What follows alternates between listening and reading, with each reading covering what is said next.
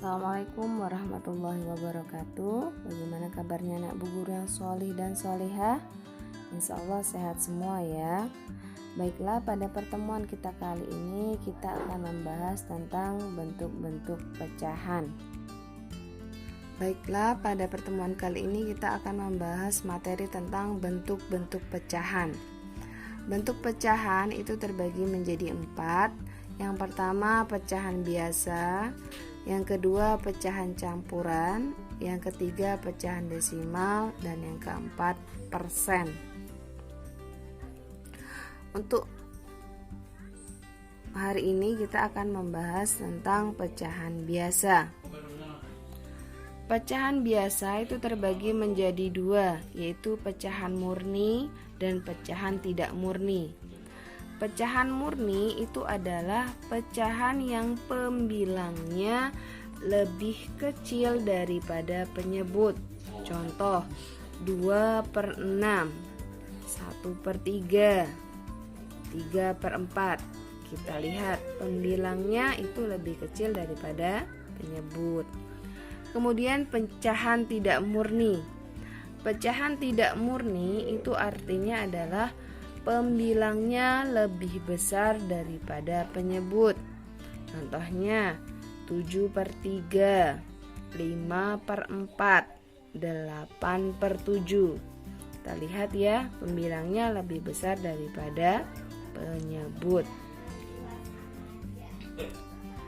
Nah, untuk selanjutnya yaitu kita akan bahas tentang pecahan campuran.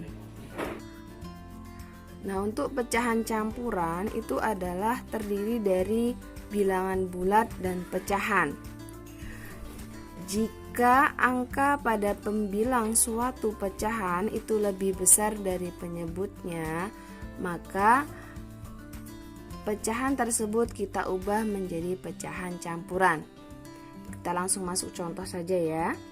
Contohnya misalkan 8/3. Artinya adalah 8 dibagi 3. 8 dibagi 3 berapa? Ya, sama dengan 2. Sisanya berapa? Sisanya ada 2. Maka pecahan campurannya kita tulis 2. Kemudian pecahan biasanya sisanya adalah 2. Penyebutnya kita tulis tetap adalah 3. Jadi 8/3 pecahan campurannya adalah 2/3. Contoh misalkan lagi 7/4. Artinya itu adalah 7 dibagi 4. 7 dibagi 4 berapa? 1. Sisanya berapa? 3. Maka pecahan campurannya kita tulis 1/3/4. Ibu kasih contoh lagi ya. 5/2. Sekarang langsung kita tulis 5 dibagi dengan 2 itu berapa? Ya, ada 2. Sisanya berapa? 1, Bu. Iya, kita tuliskan di sini. 1, kemudian kita per 2. Ya, 5/2 sama dengan pecahan campurannya 1/2. Lagi ya. Misalkan 10/9.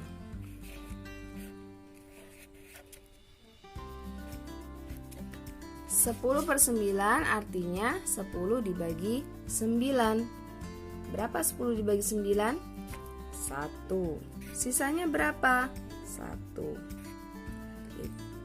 Kita tulis per 9.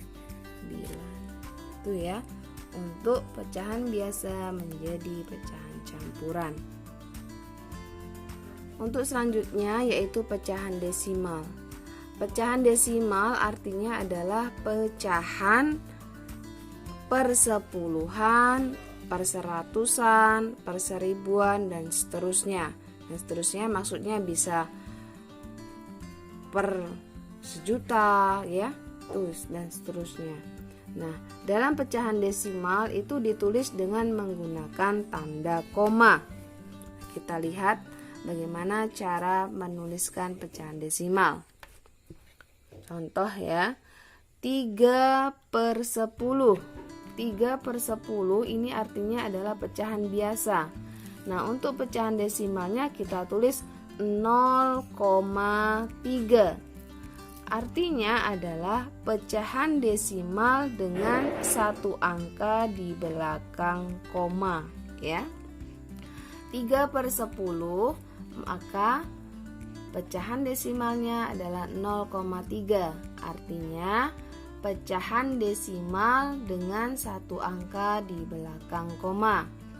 Ini ya penulisannya 0,3. Nolnya di depan, komanya berada di tengah-tengah, 3-nya berada di belakang koma, ya. Di belakang koma ada berapa angka? Ada satu angka, ya. Itu pecahan biasa jadikan pecahan desimal. Kita lihat lagi contohnya. 5/10, ya. 5/10 itu artinya satu angka di belakang koma. Maka kita tulis 0,5. 2/10 artinya adalah pecahannya satu angka di belakang koma. Maka kita tulis menjadi 0,2.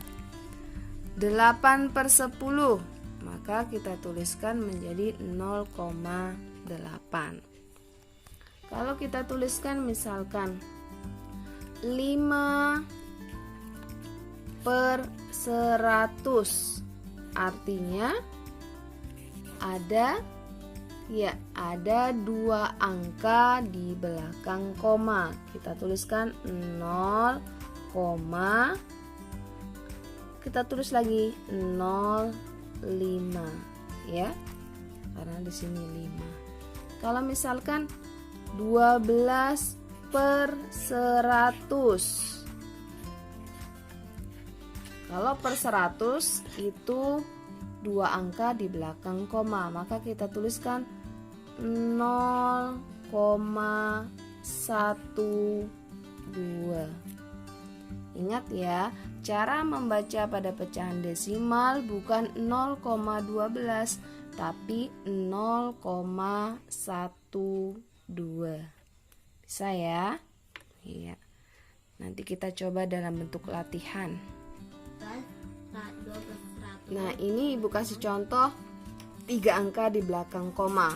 Ingat, kalau per 1000 itu artinya adalah 3 angka di belakang koma.